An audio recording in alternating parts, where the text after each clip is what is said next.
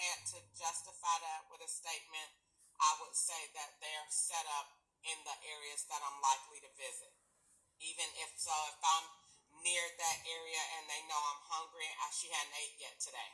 So that person is already there. Who is knowing that you hadn't eaten today? I'm under surveillance all the time. So it's not. To your belief. You believe in your Bertrand, I sent y'all the message that Bertrand said. Bertrand said the FBI told him that. That's what Bertrand, that's a real message that I could go back in my phone and screenshot. And he said, that's why the FBI said they're going to get you. That's whatever he said like that. But that's what Bertrand texted. So you're bringing that way from 3 months ago to today. It's still relevant. I just know that. But I didn't say all that to I mean, if that's what you believe, then that's what you believe. I'm just asking these questions so you can see it on the outside. You go and you pick randomly to go to, what is it? You said the place with the bread and soup. Okay. You go there. Nobody knows you're going there.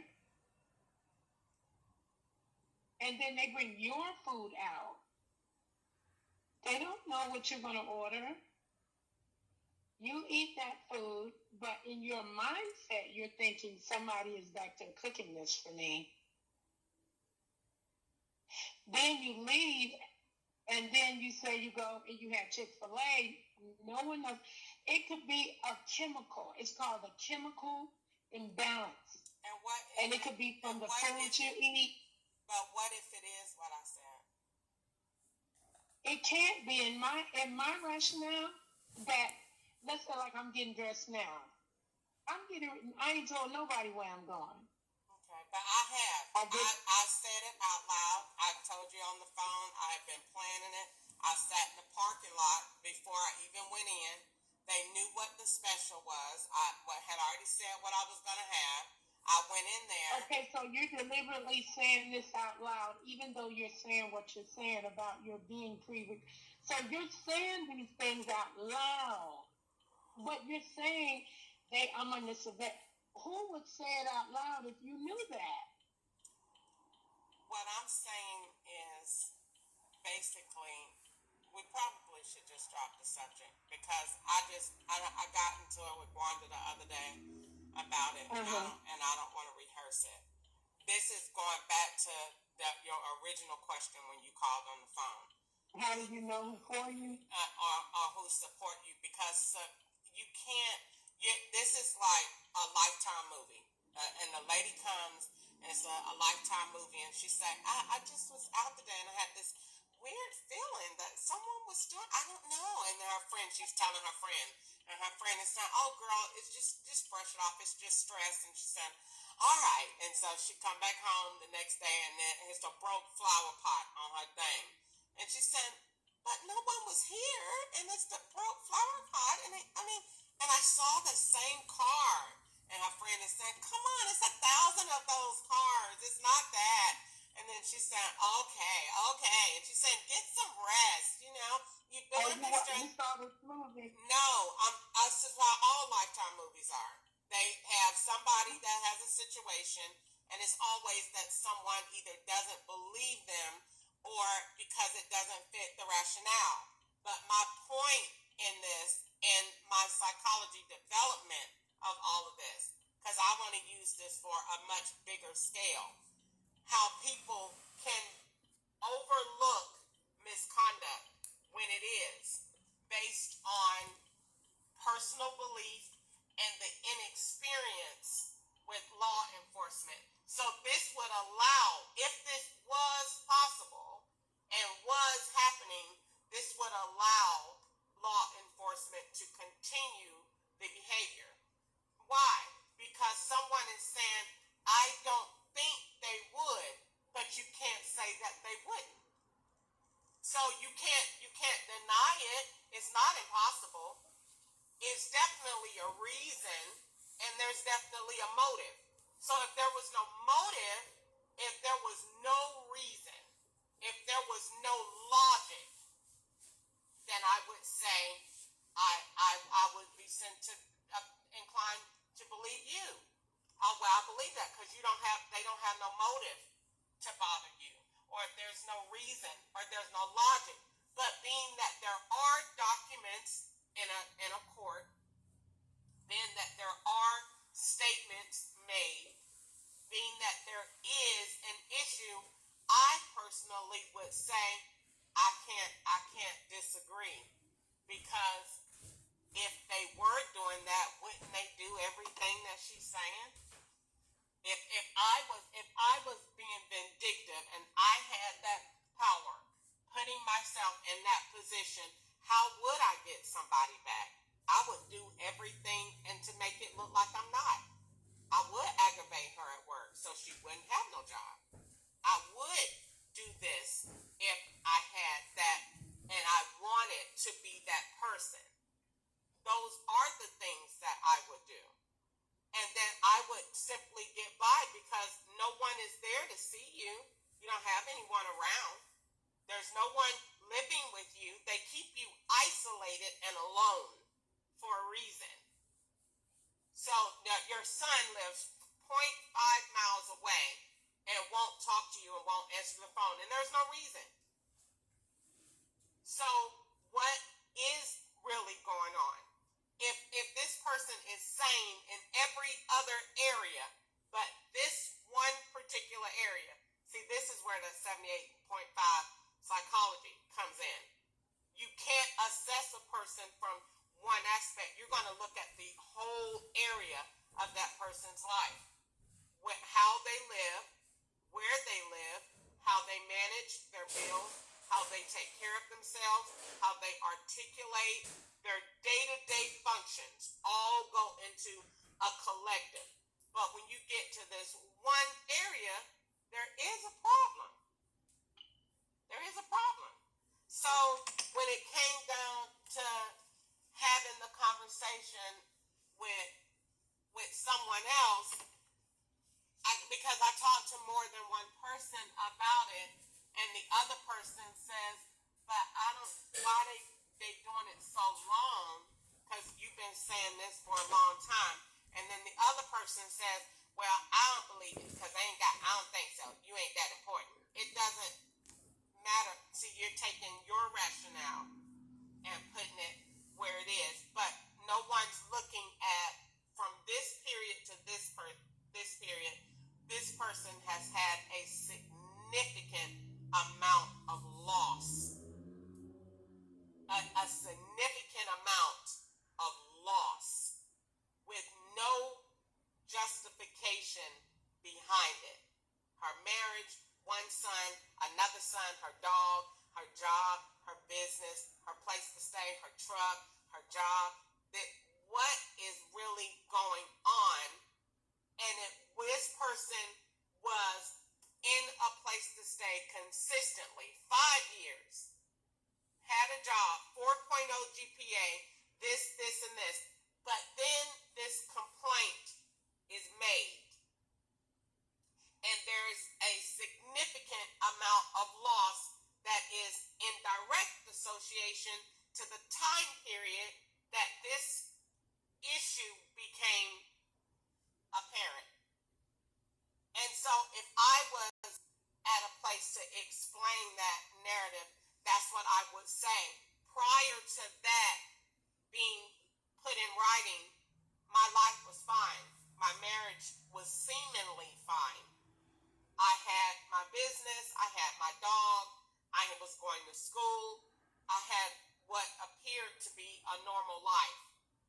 After that, everything went away. It went in shambles. Everything. And now I don't even like to tell people any too much, because if you tell somebody you have a job or you don't have a job, then you seem like people want you to force you to live beyond something that you're saying. We want you to live normal. I don't care what you think it is. You're going to still live normal anyway. Everybody know when their food don't taste right. Everybody know that. So if even if the food is good, it still had an aftertaste. Something didn't taste right. It don't taste like that if I go cook that same meal myself. I don't have that. I don't bleed out of my hip.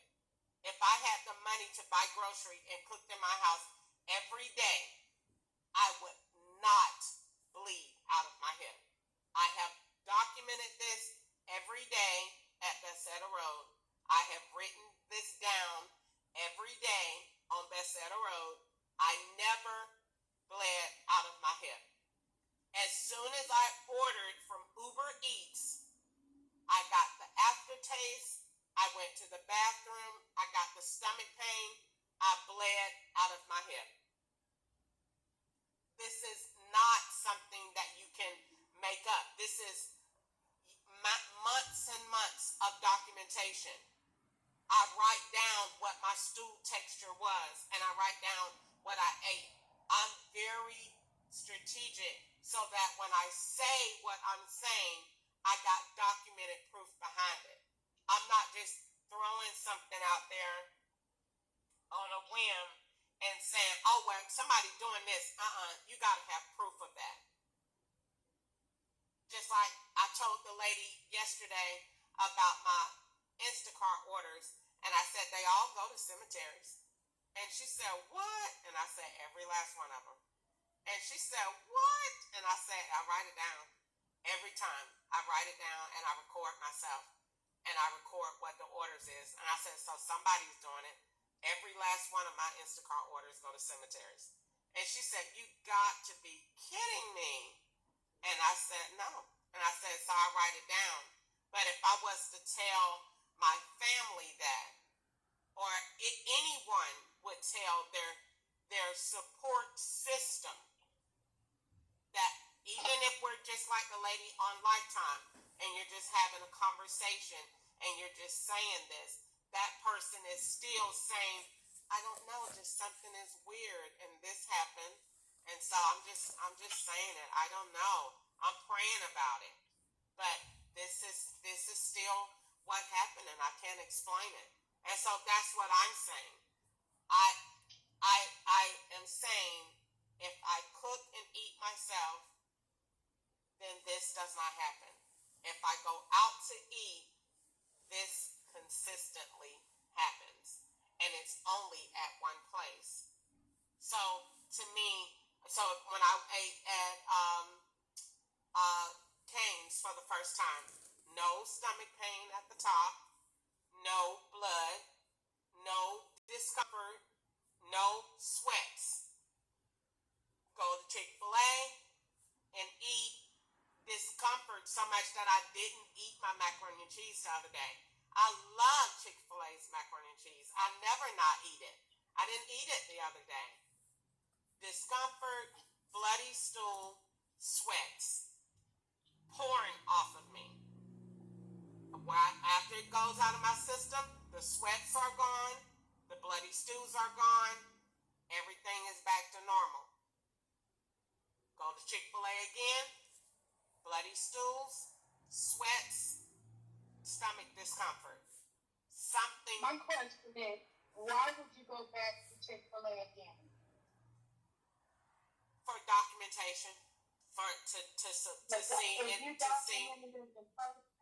Because one time, if you had to prove that, it's a risk.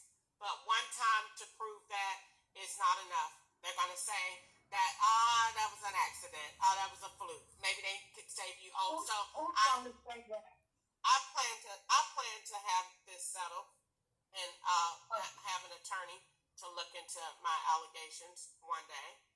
And so all of my record keeping will come into play. And so I don't need one statement of I ate this and that. That's just one isolated event. So I wanted to have multiple times. Now that I have enough evidence from there, I won't go there anymore. But at least I have enough.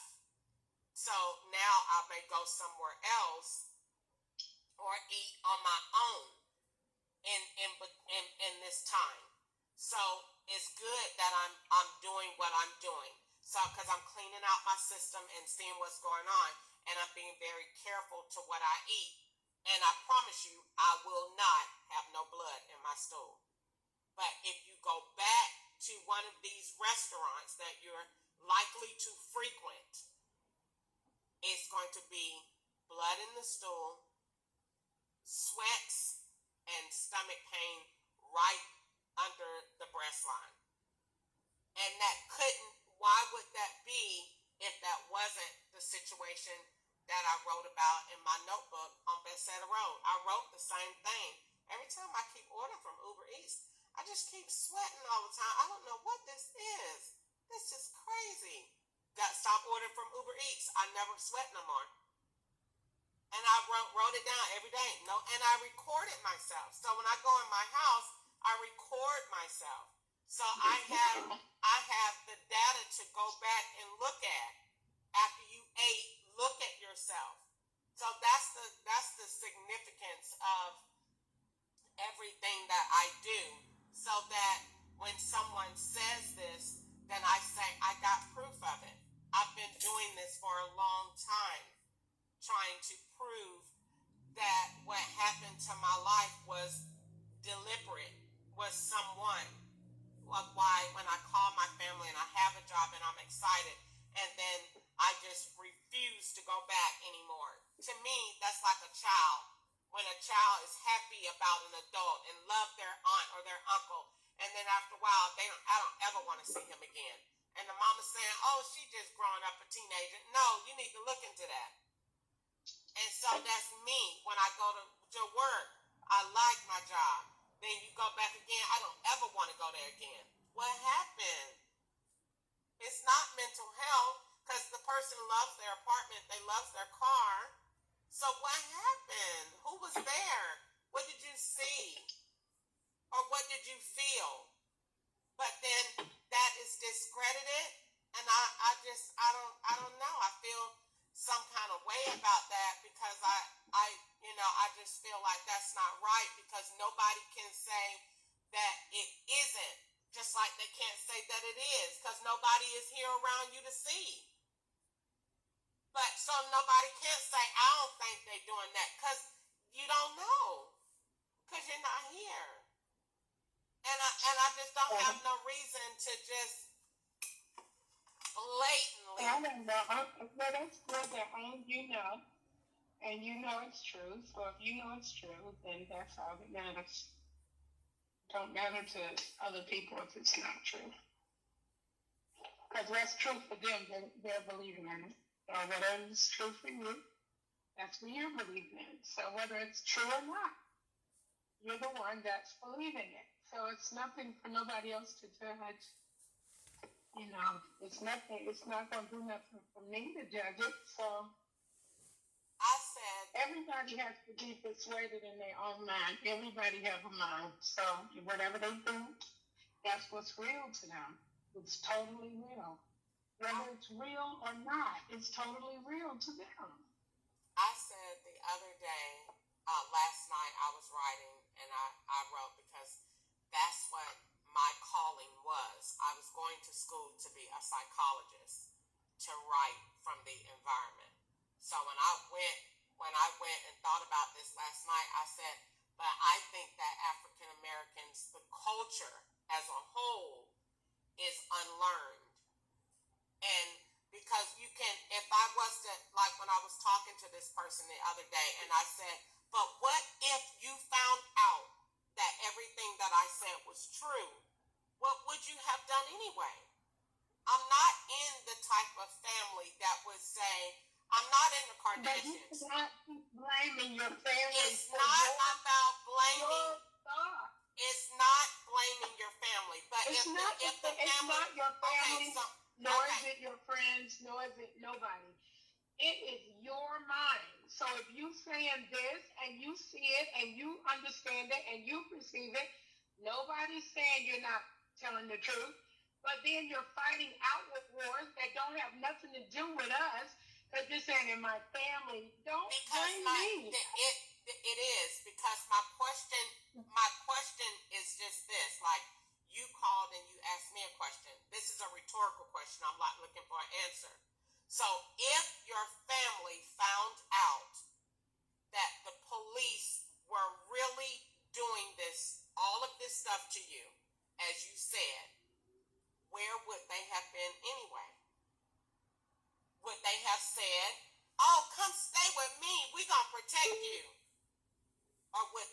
said, they ain't got nothing to do with me. I don't want them to do that to me. Or what they have said, I don't know what you done got yourself into. I'm a pray.